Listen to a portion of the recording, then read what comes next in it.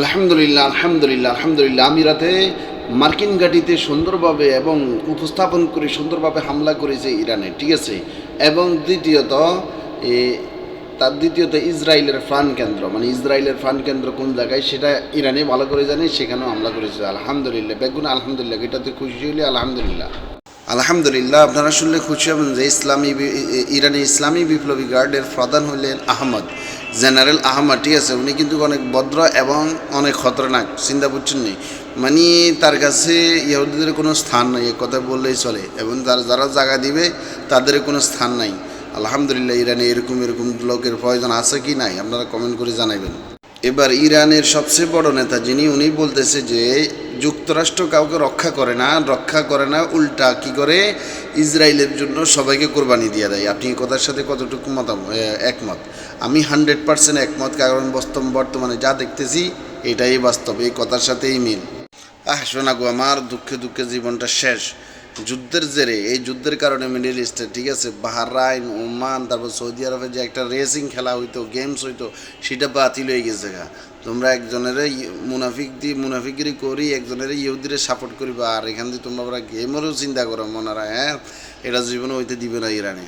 আলহামদুলিল্লাহ, আল্লাহ তালা ইরানকে শক্তিশালী করুক, সবাই আমিন কন। এবার ইরানের সবচেয়ে বড় নেতা ঘোষণা দিয়েছেন যে যুক্তরাষ্ট্র এবং ইসরায়েলের কোনো রকম কোনো জাহাজ হরমুজ প্রণালী দিয়ে ঢুকতেও পারবে না, যাইতেও পারবে না। এই দুইটা কান্ট্রির জন্য হরমুজ প্রণালী নিষিদ্ধ।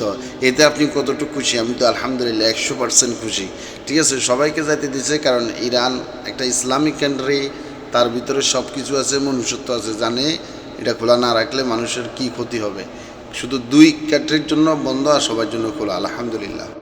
অবশেষে জানা গেল যে নেতানিয়াহু এখনও মরে নাই, ইসরায়েলের নেতানিয়াহু এখনও নাকি মরে নাই।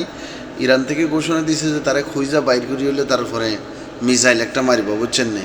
আলহামদুলিল্লাহ, আল্লাহ তালা যেন এই হালার ভাই হালারের দুনিয়া থেকে লই যাই, সব বেগুনে কোনো আমিন, ঠিক আছে। কিছুক্ষণ আনি আগে হুনি মরি গেছে, আবার হুনি যেতা এখনও। তবে ইরান এখনও কনফার্ম না, কথা কি বুঝতে পারছেন? এই জন্য ইরানে আবার এই কথাটা বলছে। এবার ইরানের বড় নেতা জানিয়েছেন যুদ্ধের কৌশলগত অবস্থানে অবশ্যই কাজ করছে রাশিয়া এবং চায়না, ঠিক আছে। মানে ইরানকে সম্পূর্ণরূপে সহযোগিতা করতেছে চায়না এবং রাশিয়া। তবে এখনও সরাসরি তারা ইরানের সাথে যুদ্ধের ময়দানে একসাথে হয় নাই, কিন্তু অন্যান্যভাবে তারা পিছন থেকে তাকে হেল্প করতেছে ইরানকে। আলহামদুলিল্লাহ, দুইটা কান্ট্রি একসাথে থাকলে এনাফ। এবার ইরান সরাসরি যুক্তরাষ্ট্রের নাগরিকদের সৌদি আরব থেকে চলে যাইতে বলছে এবং এটা নির্দেশ দিছে, ঠিক আছে। কড়া বার্তাভাবে নির্দেশ দিয়েছে যে যারা সৌদি আরবে আসো, বাবুরে তোমরা চলে যাও, তোমাকে কারণে সৌদিরও ক্ষতি হইব। এটা কিন্তু সৌদির ভাষা বুঝতেছে না মনে হয়। ইন্না লিল্লাহি ওয়া ইন্না ইলাইহি রাজিউন।